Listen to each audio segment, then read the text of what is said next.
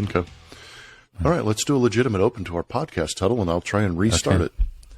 No, it's fine. We're rolling along, folks. Rolling along. We're doing a podcast. Test, podcast. This is what happens when we are all in 300 different places. All right. But we sound get good. That out of the way. Yeah, that sounded great.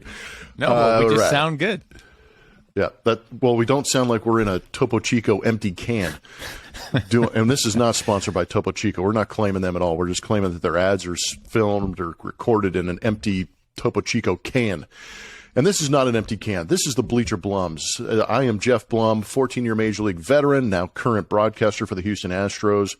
On the other end, we have got David Tuttle, has an extensive career playing professional baseball, Team USA, also a college grad. I am not, even though I went to college, and I probably should go back and graduate, but I play one on TV.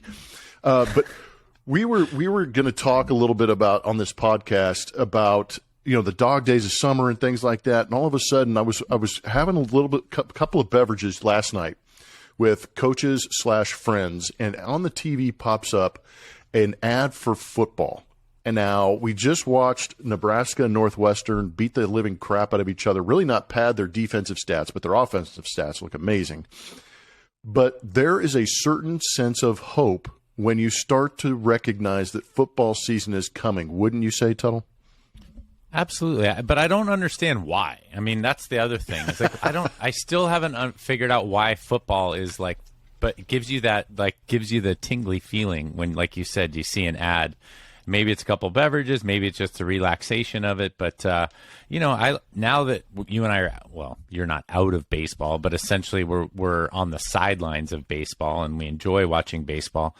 I do feel like the polls I take amongst my friends, whether they're in the game or out of the game, they certainly get the tinglies when football season starts. And a lot of folks don't love the end of the baseball season, the dog days per se, because they feel like it's time to get on with the show, right? Now that the records have kind of established themselves and we know the playoffs. And I think most sports probably go through that, right? Week 15, 16, 17 of the NFL is usually jockeying for playoff position. Not a lot of like last minute, who's going to get in, who's not going to get in. So, I definitely get the sense that football is upon us. The Northwestern Nebraska game, somebody said take Northwestern in the points. We can get back into the gambling discussion, but Scott Frost is in trouble in the sense that Nebraska, when you and I were growing up, Nebraska, Oklahoma were the championships went through there. I mean, Nebraska was in the Orange Bowl every year. I think they have 5 national championships. And Scott Frost, since he took a 13-0, what floor? Central Florida. I think he was 13-0. He was an assistant at Oregon. He obviously played at Nebraska. Assistant at Oregon, went down to Central Florida, turned them 13-0. Got hired by Nebraska. He's 15-30. And I give Nebraska the moniker, the tag of maybe a college. There's a few like this that have a higher expectation than maybe they should. It's one of they were great when Tom Osborne was the coach. I'm just saying they have I wish I could think of the other schools that are like that. There's a bunch of schools that kind of, Notre Dame's like that, but I think UCLA football's like that. Like UCLA is really a basketball school, but they look at football like we're going to be great in the Pac-10, and they're 5-6 every year. And it's like, so they have these coaching searches, but I think Scott Frost is up against it in terms of recruiting and the type of reputation they have now.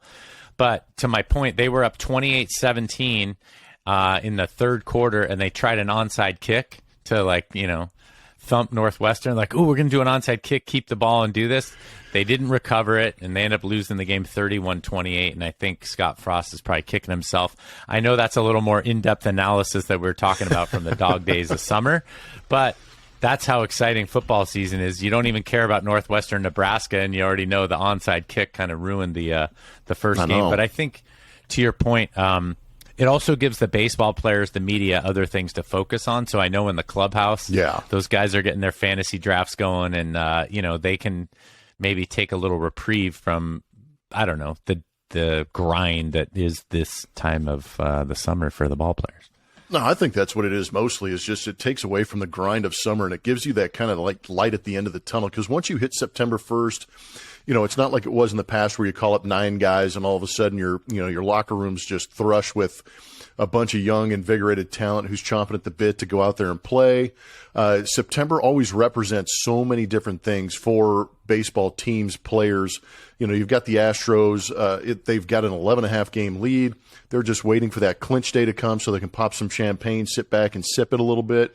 You get the Seattle Mariners, Baltimore Orioles, some of these other wild card teams, and all of a sudden they're like, okay, this is that push. We got to make that push. And I've been on teams where we've rolled into September and looked at each other and went, hey, man, wherever you are next year, dude, good luck to you, man. It's going to be great. We tried our best, but it ain't working out.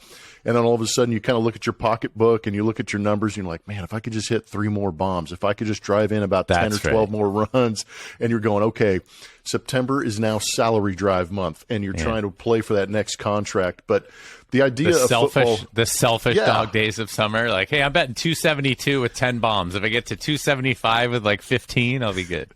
This guy, that's who it's about. Yeah. You're trying to, pad those numbers, get that contract for the next year.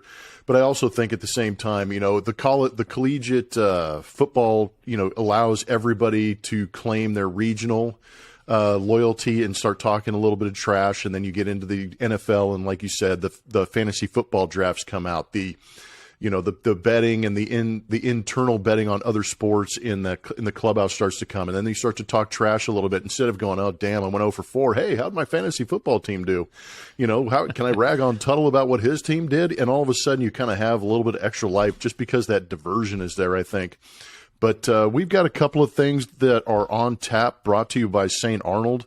I know that there was a big move. There is about to be a big move or a big transition in minor league baseball.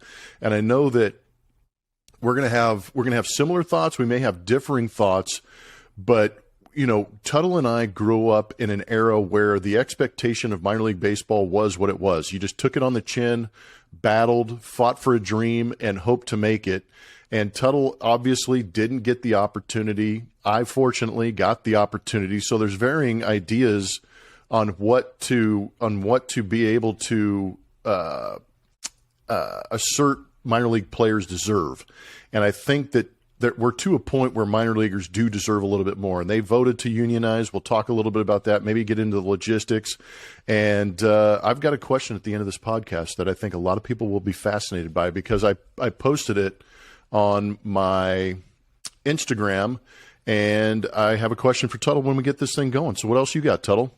I need to follow your Instagram because I didn't see the question. No, I'm kidding. I do follow you on Instagram. You can follow Blummer on Instagram as well, at Blummer27 on Instagram and Twitter. Myself, at Real David Tuttle on Instagram and Twitter. And, of course, get to BleacherBlums.com or BleacherBlums on YouTube. You can see some short hops on there. It's not always us. There's always some funny videos and some TikTok stuff going on there as well. So, make sure you do that. I have a question for you, Blummer, in What's on Tap, brought to you by St. Arnold. And, I definitely wanted to get into the Players Association and how that affects minor leaguers, major leaguers, and what some of the experiences we've had coming up. And I do think we might see eye to eye, but I have a couple thoughts on that. And then, of course, Thursday is our fantasy football draft. So I want to get into the fact that we're going to have our draft and maybe talk a little fantasy football and, some gambling and some football and gambling and fantasy football and, get to see you in person here soon. So that's what I got. That's a good thing. Yeah, we actually do get to see each other. We're going to have our fantasy draft. We're recording this. This is on a Tuesday. We're going to have our fantasy draft on a Thursday, and it's actually coincides with us being on the West Coast in Anaheim. And having the day off will be, this couldn't have worked out any better. I know we may have our good buddy John Adams join us for a little bit. But, hey, you were a little under the weather last week. How are we feeling this week, dude?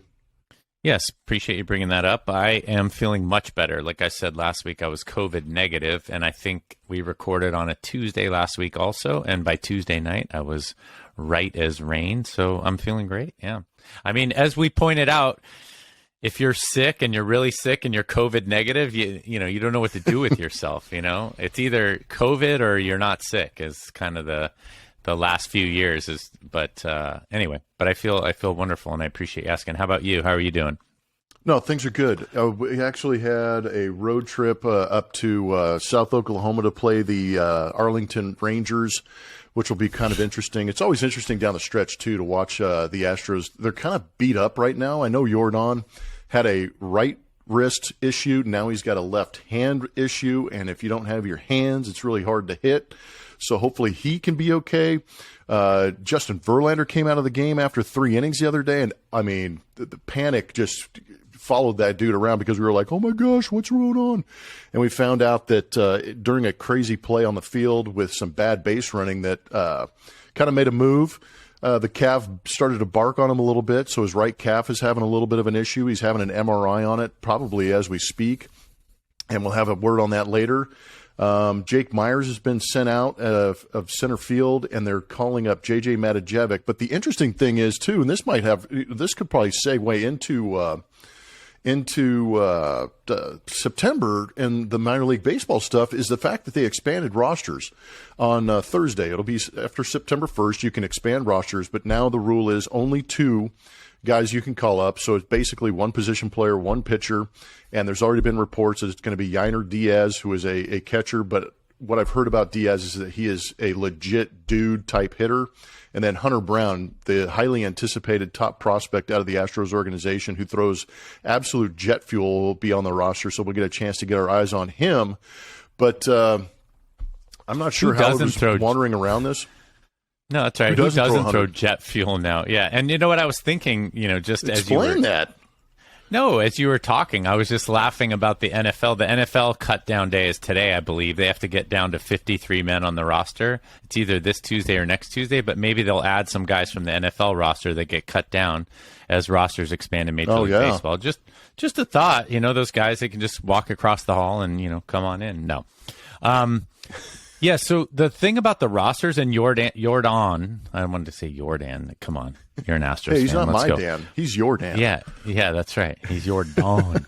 Yordan, I happen to see him in person. I've hung out with you a few times, maybe walking the mall. We've seen him once or twice. But yeah, you're right. He always gave me the impression of LeBron, meaning when LeBron was 18, people used to say, yeah, let's see his birth certificate. I want to, and we know that Yordan's Cuban. So I'm a little concerned about him more so than JV, in case you wanted my opinion on that, in that that's why you're he's here. Got kind of those like ticky-tack injuries that are like age related. And you started doing this when you were in Arizona. It's like, you don't recover as quickly from that strained rib cage, and you don't, recover as quickly from this and that. And he's just kind of been nicked up. I know the public has been like, we'll just put him on the IL and not worry about it. JV, I'm not nearly as concerned about, but the thing about JV is I think this is so funny. He's come back and proven himself this year, but even after the 6 no-hit innings, his start it was prior. A previous start, yeah. Yeah, but he was like, you could see him kind of joking around in the dugout and stuff. I was like, I guess he's not going back out. That's what you guys kept saying on the broadcast. And it's like, in the old days, he'd be clamoring to go back out there. There's no way Dusty could have taken him out of the game. And so I think all of this relates to, let's hope, and I know they keep this stuff close to the vest, especially when it's coming playoff time. Let's hope Yordan's like ticky-tack injury and JV's injuries are just kind of like, they're kind of like one of those end of the year. It's kind of like the veterans in the NFL that don't play in the preseason. Like, yeah, he's got a little toe issue, and then when it comes time to strap it on and get going, they're ready to go. And I think JV's certainly proven that he's going to be ready for the playoffs. Now, if the MRI comes back showing something different, what are your instincts when you're in the clubhouse? And I know you can't say things on the broadcast like, "Oh, I'm sure he's fine." You get yourself in trouble there, but to me, it didn't look like it was too, serious, and it was just a precautionary move. No, it was weird. We watched a couple of replays trying to figure out when it happened. You kind of see him push off going to cover first base on a rundown, and you could see him just kind of like there was a little hitch in the giddy up, but he walked off the field in fine shape. He covered it up nicely. So the fact that he walked off in decent shape kind of gives me a little bit of hope. I think all the MRI. And again, this is just speculation here on the Bleacher Blums podcast. But I think not as an employee. Yeah, not with my Astro hat on. But I think this, the idea is that if he gets this MRI, it's gonna tell you what grade of a strain it is. Is it a grade 1, grade 2? How bad is it? How long is he gonna have to be out? The thing that annoys me is, Well, there's the two things. You got to nurture hope that there is hope. So obviously these guys are in good enough shape to recover quickly, but at the same time, you've got an 11.5 game lead. So it's really not going to puncture your balloon as you're trying to go and win the West. And at the same time, how annoying is it to be going down the stretch, especially a guy like Yordan who's trying to put up massive numbers, go for an MVP. You've got Justin Verlander going for a Cy Young, and all of a sudden you get this man. That's kind of annoying. That hurts a little bit. I can't go out there and finish my season. Is he going to be able to, bounce back quick enough? I feel like these injuries are just enough to maybe put him on the injured list, but not enough to take him out of the game the rest of the season. That's what's most annoying to me because they're both pushing. I think the MVP is going to go towards Aaron Judge, even as good as Shohei Ohtani is. But the dude has 50 bombs already.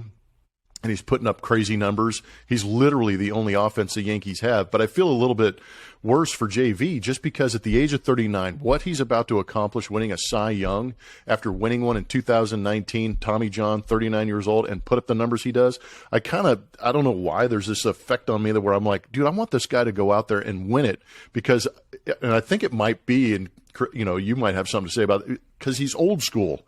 He's not this new school guy that faces the lineup 2 times through the order and then bails and has good numbers. He's a guy that actually is a warrior, goes out there, battles 6, 7 innings, facing these lineups 3, 4 times. I kind of want the old school guy to win a little bit.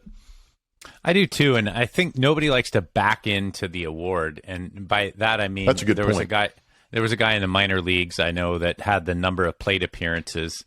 Anyway, a friend of mine was battling Frank Catalanato, who ended up coming up with the Tigers as well. But Frank Catalanato, I think, ended up losing the batting title by 5 points. He had 400 plate appearances, and the guy who won it had 310. But the minimum plate appearances was like 308, something like that. So you end up winning the batting title, kind of backing into it. And I think that's what that's certainly what you're touching in or dabbling into, which is if JV has to be out for an extended period of time, let's say he misses 2 or 3 starts and doesn't rush himself back here into the dog days of summer, he could probably win the Cy Young based on the numbers he's already put up on such a good team. Whereas Dylan Cease and some of the other guys may end up, with 50 more innings or 60 more innings and having to, as you said, kind of tough it out to try and win the award. And I think JV would probably tell us that he doesn't want to win it that way either, but you're either going to go out there when you're healthy or you're not. But I do agree with you. I like the old school mentality. There aren't that many guys left like that, and there aren't that many guys that have earned that right. I mean, it's funny to be a guy where the manager doesn't really take you out of the game. You kind of tell him how you feel. True. And you stay in the game or take yourself in and out of the game. So, yeah, we'll have to see with the injuries, but I'm a little more concerned about Yordan because of me too. He's had a few different things that are ticky-tack, and and you lost Brantley, and a couple other things going on. So probably a good time to take a commercial break. We'll come back and talk about the minor leagues possibly joining the Players Association. Anyway, we're here on the Blue Wire Podcast Network, and we'll be right back after a word from our sponsors. All right, we got a session. Good job, buddy. Yeah. You nailed it. You read my mind, too. Yeah, I'm starting to get better at that. I could do that on air. You do it every night. The funny thing about watching the stream is that the commercials cut in and out. Like, you don't get the post-game show when you're watching really? MLB TV. Like, they cut you in and out of the games, but the commercials are like national, and then they cut you back in. And so sometimes it's like mid-read or mid-something. Anyway, it's funny. So, but you often have reads. You and TK have different reads throughout the game. Yeah. It's your job. You get paid for that. All right, you want us to bring... I do not. Not anymore. Somebody else is cashing that check, sons of bitches. Do you want me to bring us back then? Sure. All right. 3, 2. Welcome back. Thanks for a word from our sponsor here, BlueWire Podcast Network. Blummer, what we teed up and what's on tap was the Major League Baseball Players Association, and Tony Clark wrote a letter to the minor league players saying that the time has come. It's time for them to kind of bring the minor league players under the umbrella of the Major League Players Association, and kind of foster some goodwill, but also kind of strengthen the union. I did have a guy at a cocktail party tell me this years and years ago. And I think I brought this up to you before. He said, no, baseball players make too much money to unionize. I'm like, I don't think that's the definition of what a union is. I feel like the owners are well on their way to making plenty of money, but the union can be stronger. And just to give you a little tee up, my personal experience, and I've shared this before, but CJ Nikowski, Aaron Boone, myself, we were all Reds minor leaguers. I want to say 1994, 93, 94, 94, 95, 94. I'm going to go with 94. We could probably look that up. Where we had a scab situation. We had a strike during the spring training, and there was this situation where they were asking minor league players who were not on the 40-man roster to come over and play, so that they could fill the stadium and so that they could, continue to fulfill their obligation to the fans. And many of us did not, and we had good advice and good counsel. But there was this situation where it was a little tenuous because we weren't part of the Players Association, and we felt like, why do we? And a lot of guys feel like this, and and I think maybe you could probably shed some light on this, where there's why have loyalty to these guys who are getting paid and getting the benefits and getting all of the strength of the union when we're not. Why would we be loyal to them? And I use the same argument now that I would use for these guys joining the Players Association, which is that's where you want to be. You do not want to be a career minor leaguer like David Tuttle. Like, my goal all along and my expectation was that I'd play in the major leagues. Like, it didn't work out, but it's not like I showed up every spring training going, yeah, man, I hope I make the AA team. Oh, yes, I got the AAA now. You just wanted to get called up and play in the big leagues. And so when you got to even Major League Camp, for me, when I went to Major League Camp with the Diamondbacks, it was like this great accomplishment because you felt like you were where you belonged.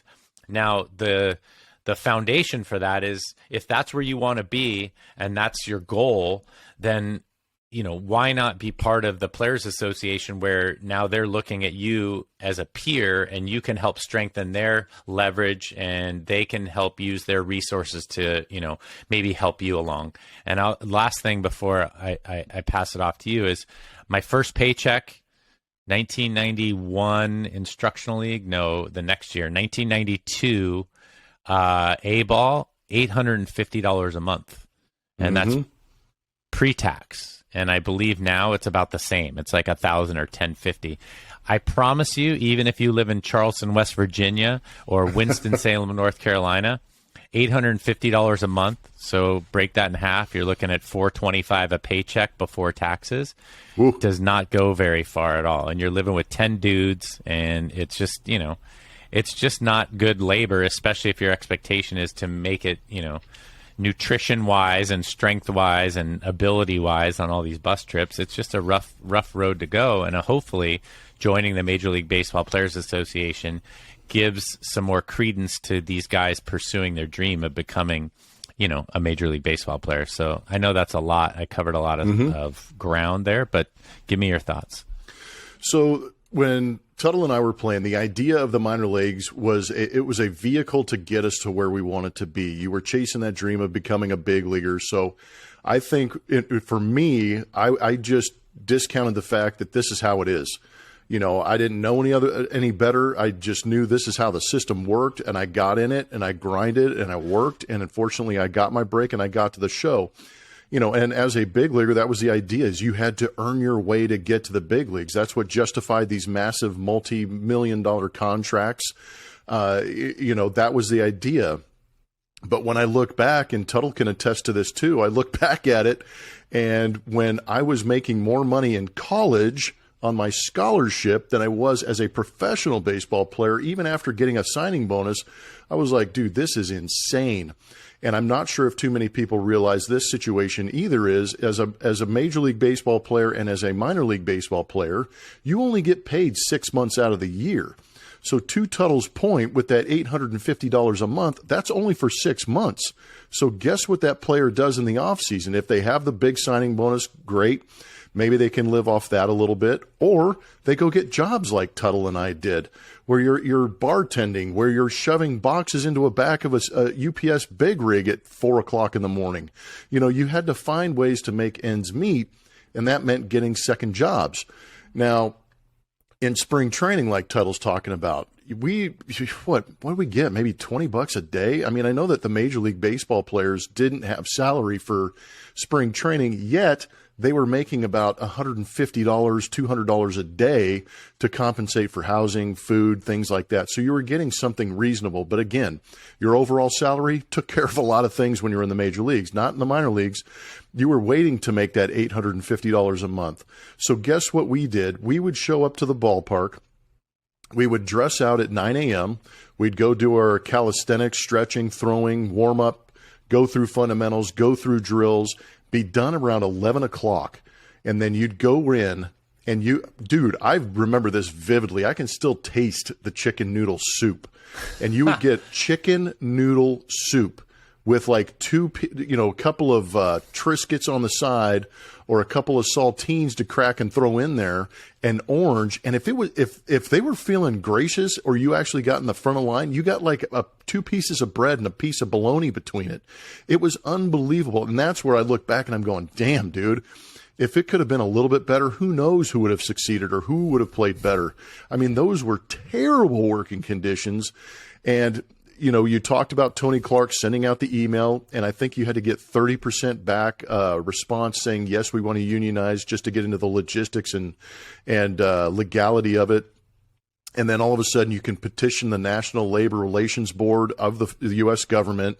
And then once they say, okay, go for it, you have to send out another form, and you have to get 50% response. And then you can petition to become a unionized group. The crazy thing to me is knowing that the Major League Baseball Players Union maybe holds about 1,200 to 1,500 guys as we speak. But when they eventually absorb the minor leagues, they're going to have maybe 3 times that. So logistically, they're going to have to figure that out. But I think it's a good idea because housing sucked, like Tuttle said. I remember I lived with 5 guys in a 2-bedroom apartment. I showed up late and got the couch. That's what I slept on that every night, and I had to wait for everybody to crash and go to bed. Or if they came home at 2 o'clock in the morning, I was there waiting for them. There was a lot of things, the housing, the travel. There's a lot of things that go into that these guys need protection on, instead of saying, well, you're a minor leaguer, deal with it. I think those days are long gone, don't you? I do. I hope so. And I think you brought up a really good point. And I've said this before. I mean, we played during the steroid era. There's other issues there. But I never felt like the chicken noodle soup, easy for me to say, the chicken noodle soup and the saltines were the reason I didn't make the big leagues, because everybody was in that situation. But when you think about what you said, which is making more money in college and living better in college than you did as a professional, as you did as a career man, and then now having been in the work world, for the real world, for 20 or 30 years, you realize, oh my God, companies actually take care of you. Like, you can stay in a hotel.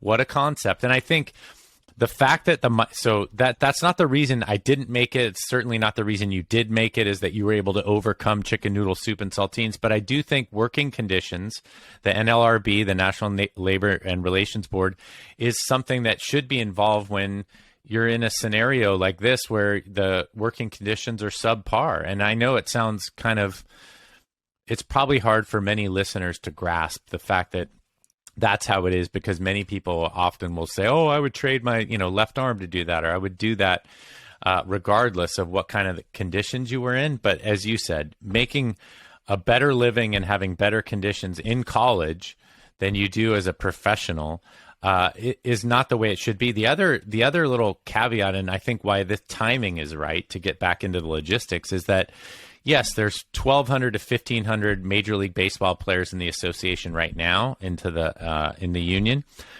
If they made that 3 times more, let's say there's 3,000 minor leaguers and it's now 4,200, that's not a crazy union. The other thing is they've downsized the minor leagues. Obviously, we got rid of 50 to 100 teams. It's another reason to take care. This is a great point. It's another reason to take care of these guys better. Right. So this is now not like the fringe guys. This isn't like we have 7,000 to 10,000 guys that are in this feeding funnel that you have to get in there. Now these are guys. Most of the guys are prospects. There's still always roster fillers. There's guys like myself that are just still trying to make their way. I mean, you have an opportunity, but it's not throwing darts at a board. These are guys that have either all been drafted or vetted, and now you have about 3,000 legitimate minor leaguers. most of them aren't going to make it, but it's still a smaller subset of people and a better, I guess, group of guys that you can certainly take care of. And if you take care of them better, back to your original point, who knows who can make it, right? Many of these guys will stick around. There's a guy who just came up with the Rockies. He's 9 years, 10 years in the minor leagues.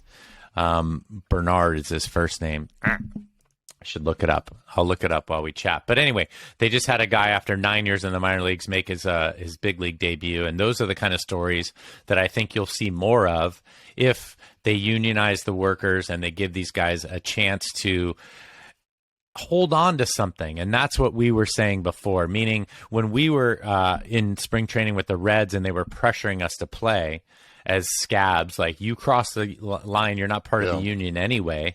Now it gives these guys that hope and that strength and that support to say, look, you are aligned with us. You know, Blum, Tuttle, you're the same when it comes to the association, and we're going to treat you guys the same, and we're going to utilize our resources equally across the board so that you guys all can benefit from, you know, the stance that we're taking or the negotiation tactics that we're utilizing.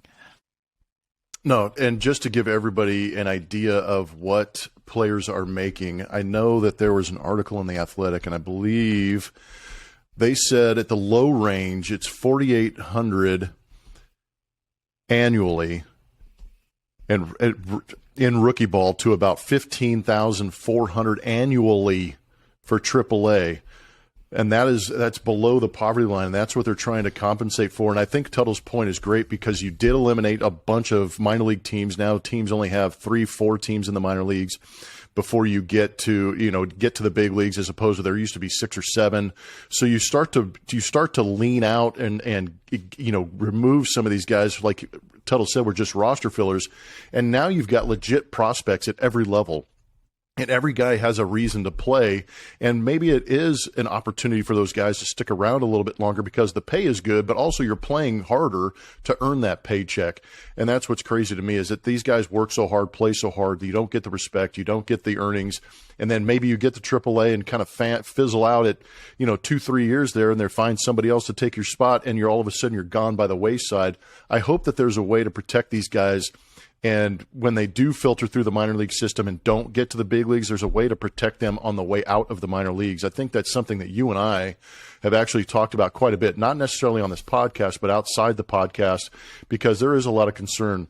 When you're in the minor leagues and maybe 10% of your minor league system makes it to the big leagues, that's not a big number. That's a lot of guys going by the wayside. So the more protection you can give these guys and the better earnings that you can give these guys will help them, I think, if they don't make it, transitioning back into that workforce post-baseball career. And I think that there should be a lot more emphasis, and maybe being unionized will protect those interests outside of the game of baseball when they're done, too.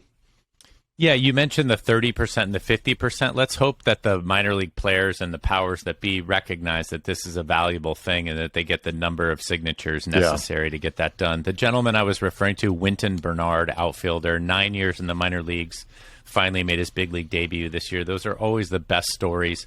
The other thing that you mentioned, which I was actually going to bring up, is that this is a discussion you and I have had a bunch, and it would be great to not necessarily even monetize it, but we did talk about, one of the reasons behind this podcast is to counsel people and kind of give them some understanding that there is life after baseball, even if you still work in baseball, but, we're just dads of, raising our own families. But these guys, even that do make it, or guys that got large signing bonuses that don't make it, that don't have a college degree, are, they have to find their way after the game.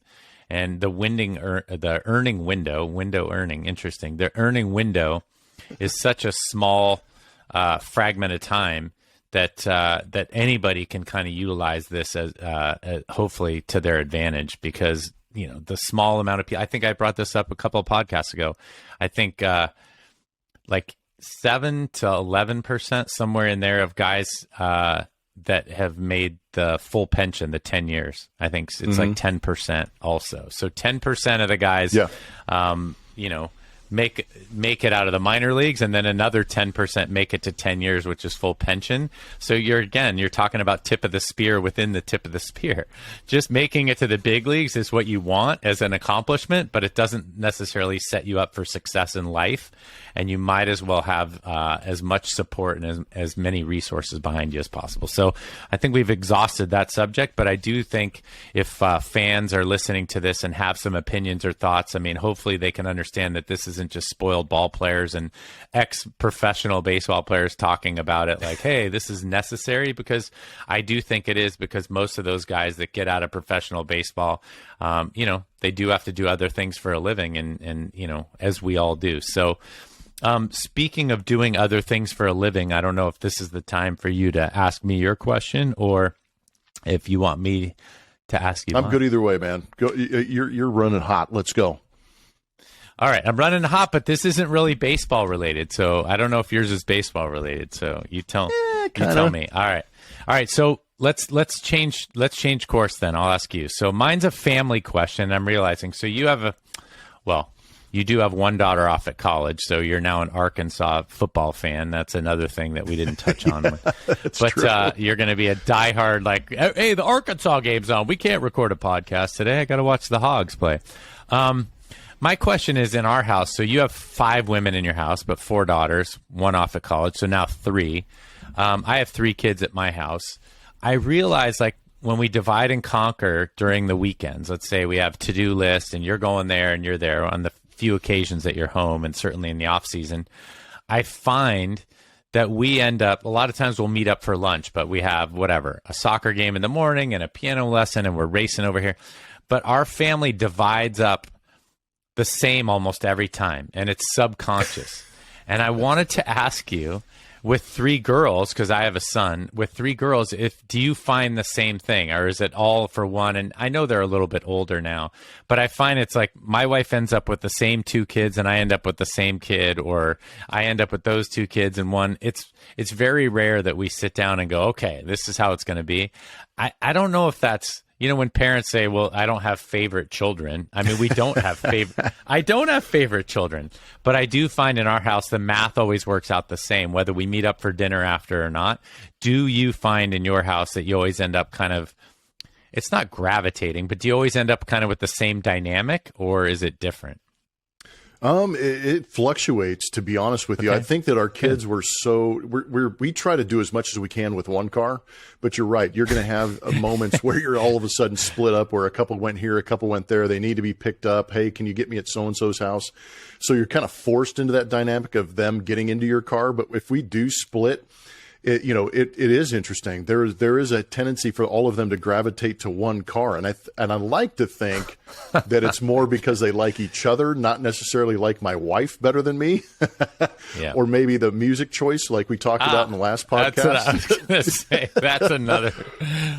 Or it's your driving style. It could be that. Yeah, seriously. So we'll get in the car. I think in short distances, it favors my wife. I think in longer distances, it favors me, because my wife is psycho on the road, and they maybe feel a little bit more safe. But I know that there were times where we'd go, okay, I got my car, I'll meet you there, and then you just assume somebody's going to back you up and get into the passenger seat and ride shotgun with you. But they'll be sitting there for about 30 seconds going, damn, I got nobody. And all of a sudden, I'll get the knock on the window, and it's like, hey, Mom told me to ride with you, So I'm like, because my wife is feeling bad. You're like, Dad's over there all alone. Doesn't anybody want to go with him? I'm like, oh, yeah, okay. So they kind of play it off like that. Oh, we totally forgot. But wait until you get drivers. This is the funny thing. Well, Tyler drives, so. Okay, so you start to get more drivers, and you are split up, and then all of a sudden, Corey and I, they'll be like, why don't you guys take that car, and we'll take this car. And all of a sudden, it's like Mom and Dad, and then the rest of the kids are in the other car. That's the funny thing to me, is all of a sudden they're like, well, we can drive your car. Nobody wants to drive my car, by the way, but they'll always drive my wife's car. They're like, oh, we'll drive your car, Mom. You can go with Dad. And then all of a sudden, it's like we're right back to that static, normal. We're like, hey, babe. Yeah. You're driving along, and there's no excitement in the car because, the 4 of the girls are in the other car just, blasting Bad Bunny or something crazy and having a blast. tailgating you and like going crazy. That dynamic has started too. And I guess when the kids get older, it really doesn't matter because Tyler will be somewhere either with a study group or with his girlfriend, and he's somewhere else. And now it's up to him whether he decides to join us for dinner, like grace us with his presence or not. Like, where are you guys going for dinner? And we're like, we're thinking of going to Chinese food. And he's like, I think I'll just have dinner over here at her house. Yeah. So you guys have fun. So then it's one car, but it's, piecemeal family. So I guess it's very rare that we throw down the gauntlet like you have to be at dinner tonight. So the dynamic has certainly changed. It's just maybe with 3 kids. I mean, your daughters are mostly the same age. Certainly your triplets are. So it's a little bit different. But, man, I get the same thing, too, where the girls are not good at covering the old, Mommy's told me I had to ride with you. I know. And you're like, oh, great. Yeah. Hop in. I'm super happy to have you in the car. Yeah, just go back over there. I'll blast my music. Dad, I'll ride with you. Yeah. Anyway, I appreciate you sharing family stuff. That's the part that I always think is like, very often you feel like you're isolated and alone, and then you'll post something about the music in your truck or you'll post something else. And I'm like, I just thought I got to ask Blum. Like, I always end up with one girl in my car and the other kids all go the other way. And anyway, it just is a kind of a funny, it's comfortable, right? It's like an old shoe. It's nice because then you know what you know what to expect. But anyway, that's what I got for you. I know you have a question for me. So now I'm on waiting with bated breath. Yeah, this is a question for Tuttle, and it's also a question for baseball fans. And you do work in the corporate world. I don't know what the expectation is for you when you're representing the company. I would imagine it's to dress well and use your own self-judgment because you are an attractive human who cares about your appearance when you're out in public, when you're representing a company that you're working for. And since I've started broadcasting, I have had to wear a damn suit and tie every freaking night game. And I've never been a fan of it. I've never watched baseball and had the anticipation of, damn it, my broadcasters better be in a suit and freaking tie to call a baseball game. I don't understand where that started. I know it's from the 1950s probably, when there were actually dudes wearing suits to games. But the game has evolved. The uniforms have evolved. The broadcasts have evolved. Why can't I evolve as a broadcaster and represent my company well enough without a suit and tie? We're one of the few teams, and I'm ranting right now. We are one of the few teams that is still wearing a suit and tie, and I don't get it because on average, over a 162 game season, we are on the television screen for 3 minutes total. Now, we all know that games are a minimum of 3 hours nowadays. So I have to sit there in a suit and tie for 3 hours. Sometimes I'm sweating outside. Sometimes I'm not outside. Sometimes I'm in a comfortable arena like Minute Maid Park. But Tuttle, is the suit and tie for the broadcaster at a baseball game? I'm not saying in studio. I'm saying the broadcaster on site at a baseball game. Is that an outdated philosophy to have them in a suit and tie? It's a great question. So you just threw the studio people under the bus, meaning you're not in their corner, so they have to wear a suit and tie they know. Regardless. I've had meetings, and they know. I've pushed too many buttons on You're like, you guys got to have it. It's funny. So my dad worked for IBM for 22 years. IBM was gray suit, navy suit, white shirt, and tie every day. So he basically had 4 suits, right? 2 navy, 2 gray, a couple different ties, but you had to wear the white shirt. Now, obviously, we've gotten better color shirts. I mean, you have an orange sport coat. I've seen you. Like, you can mix and match. Now, of course, it's not 100 degrees in Houston when you're sitting in the booth. No, I mean, thank God. I'm kidding. I'm kidding, though. It's not there. It's not 100 in the booth, but you got to wear it. So, yeah. I mean, and that part seems a little archaic. I'm going to couch my answer a little bit, meaning I don't know if it should be required, but here's the thing. I don't know if you remember when the NBA put the dress code in place and they were like, oh, this is, this is actually culturally insensitive because, our culture wouldn't wear this and that. And it was like, all right, whatever. So the problem is, and I do work in the corporate world where we have meetings and they say business casual. Like my business casual is like slacks and a button-down shirt. So I can do a polo shirt tucked in or whatever. That's fine. But the younger people roll in like a plain T-shirt and it's untucked, and they're like they're pushing the envelope for something else. It's like, that's not really business casual, you know? And so they're coming up with all these definitions of like jeans appropriate, business casual. So now you can wear jeans and a shirt tucked in. So then people start mixing and matching the definitions. So it's a roundabout way to get to, if you can get people to wear the appropriate thing, and then I don't know if it has to be a requirement. And I think you said you posted, I don't know if you posted this question, but you were wearing jeans with an untucked shirt and tie, right? And then you had the coat, so that at least when they got you on there for your 1 minute per hour of the broadcast, your 3 minutes and 3 hours, you were wearing the, it reminds me of Breakfast Club. You wear tights? Yeah. And he goes, no, I wear the appropriate wrestling uniform. Yeah, tights. Like, you have to wear a suit and tie? Yeah, I guess I do. I'm wearing the appropriate uniform for the broadcast of the AT&T Sportsnet crew. Yeah, you wear a suit and tie. Anyway, I digress. So I have a problem with making requirements these days, and I do think we've certainly evolved. When my dad worked at IBM, I mean, obviously at IBM, you don't have to wear a gray suit or a navy suit anymore and just a white shirt. So we've certainly evolved. The problem is the outliers, the fringe people that would take advantage of it. Now, I think in your niche, it's a little bit different, because who does the home TV games for AT&T Sportsnet?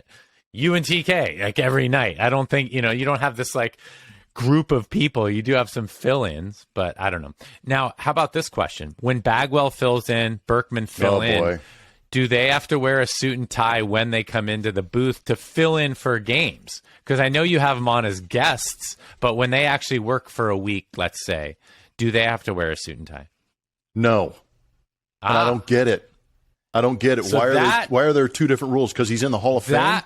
That part doesn't make sense to me. See, Thank you. Bagwell, I'm not trying to throw you under the bus, but when you get paid to do a week to fill in for Blummer, you got to wear a suit and tie, as per the AT&T Sportsnet specifications. No, that was unprompted. Great job, by the way, because I wasn't even thinking about that. But I know that every time Baggy's on the show, I sit there at home going, "Hey, man, you didn't have a tie on."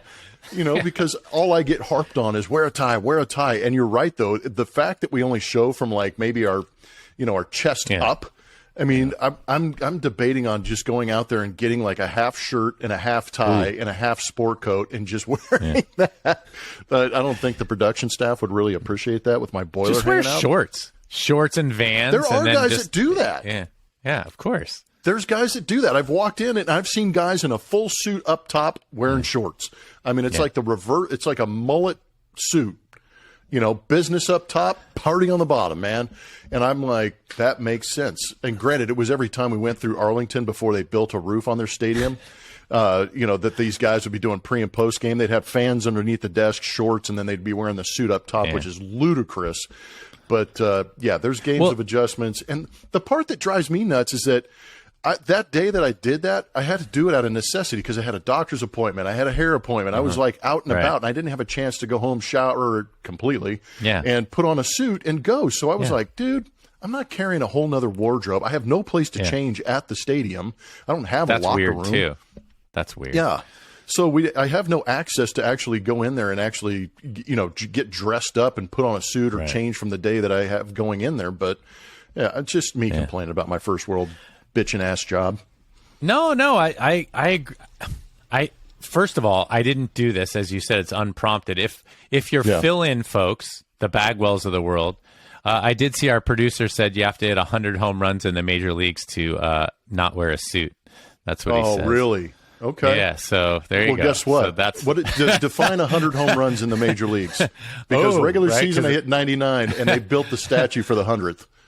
All right, there you go. So, well, I think the point was, to your point about if you're in the Hall of Fame, you don't have to wear a suit, or you can kind of do what you want. I often think that way of rock bands. It's like, there's no smoking in here. And then if you're in a rock band, it's like, hey, give me a pack of Marlboro Reds. I'm the drummer for the rock band, and we sold out this arena. I can do whatever the hell I want. I think, there's a little of that, but I do appreciate you bringing it up and asking me. And also, I really hate double standards. So if everybody has to do it, Yeah. All right. I can still get on board with it, even if that goes against what you're, protesting.